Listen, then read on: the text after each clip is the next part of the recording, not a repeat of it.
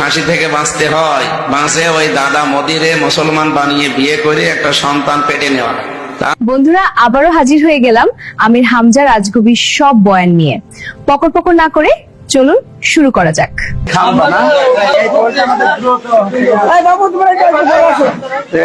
আপনারা কি জানেন প্রতি রাতে 500টা মেয়ে আমির হামজাকে বিয়ের জন্য প্রেসার ক্রিয়েট করে? বিশ্বাস হয় না? দেখুন ভিডিও প্রমাণ। আমি যদি এখনই ইচ্ছা করি যে কালকে সকাল হতে হতে 100টা বিয়ে করব, আমি পারবো। হ্যাঁ, দেশে বিদেশে যত ভক্ত আছে যদি একবার ফেসবুকে দিয়ে দেয় যে ঝড় তুলে দিয়েছি বিয়ের, আছেন সারা দেশ থেকে 100টা না 500টা চলে আসবে।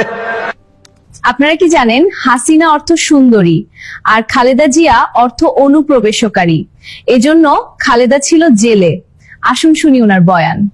হাসিনা মানে সুন্দরী, হাসিনা মানে বলেন না কেন, আর খালেদা মানে প্রবেশকারী। এই জন্য উনি জেলখানায় প্রবেশ করে বসে আছে। আমাদের হাসিনা বিশ্ব সুন্দরী। নামের সাথে কামের মিল আছে না? খালেদা এই জন্য তো আর জেলে, হ্যাঁ, প্রবেশ করে বসে আছে জেলখানায়। এবার আসুন শুনি খালেদা জিয়ার ছোট ছেলের ব্যাপারে ওনার কিছু বাচাল মার্কা কথাবার্তা। খালেদা জিয়ার দ্বিতীয় ছেলের নাম কি? কয়কার বাদ দিয়ে যদি শুধুমাত্র হর্ষকার দিয়ে দেন, এই কো কো, ওর দাদি যদি ডাক দেয় যার দাঁত নেই, কি বলে ডাকবে? কুকুর। বলবে কুকুর পানি নিয়ে আয়। এবার শুনুন বীর মুক্তিযোদ্ধা মির্জা আব্বাসকে নিয়ে তার কুরুচিপূর্ণ মন্তব্য। দেখুন ভিডিও। মির্জা আব্বাস এখন আছে, কি হবে আল্লাহ জানে, মরে যেন না যায়। অন্তত জীবনের একটা আশা যে মাননীয় স্পিকার এ কথা বলবে। এখন তো সিঙ্গাপুরে যে অবস্থা, যদি মরে যায় ওখানে তো আবার সে পাটোয়ারি চলে আসতে পারে।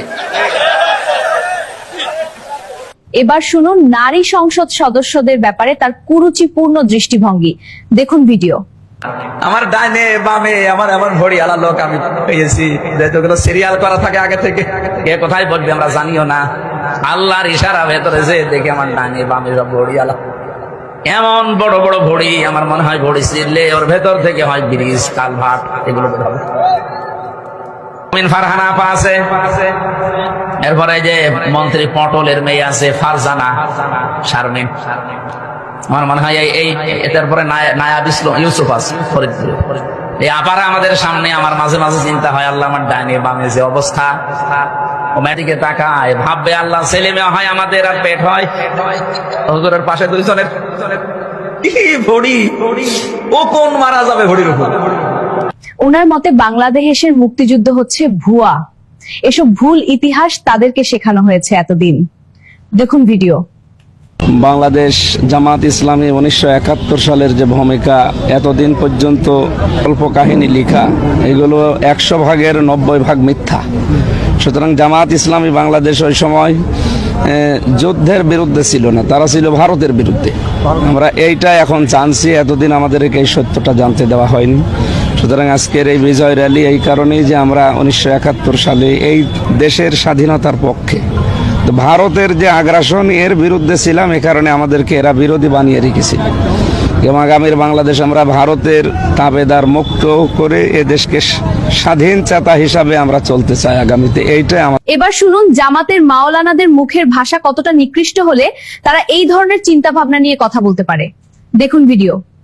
ফিরে আসা যেহেতু আর হাসিনার সম্ভব না, কারণ তার যে ফাঁসির আদেশ দিয়েছে, তার এখন যদি ফাঁসি থেকে বাঁচতে হয়, বাংলাদেশে একটা পদ্ধতি বাকি আছে। হাসিনা যদি দেশে ফিরে এসে বাঁচতে চায়, আসলেই তো ফাঁসি হয়ে যাবে। যদি বেঁচে থাকতে চায়, ওনার একটা পদ্ধতি আছে। বাঁচতে চাইলে একটা পদ্ধতি আছে, যেখানে আছে ওই দাদা মোদিরে মুসলমান বানিয়ে বিয়ে করে একটা সন্তান পেটে নেওয়া।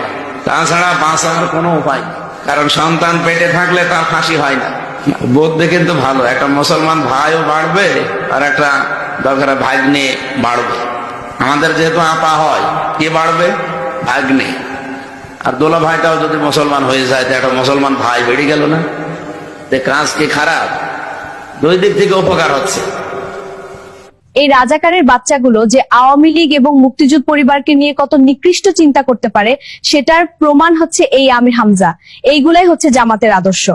শেষের ভিডিওটার জন্য একদিন তাকে কঠিন অবস্থা ফেস করতে হবে, এটা আমি গ্যারান্টি দিয়ে বলতে পারি। কিন্তু মনে রাখতে হবে 50 বছর পরেও রাজাকার এবং বঙ্গবন্ধু হত্যাকারীদের ফাঁসি হয়েছে। পরের পর্বে আবার হাজির হব, সেখানে দেখানো হবে মুক্তিযুদ্ধ, নারী এবং স্বাধীনতা নিয়ে তার কত কুরুচিপূর্ণ মন্তব্য। সবাই ভালো থাকুন, সুস্থ থাকুন, খোদা হাফেজ।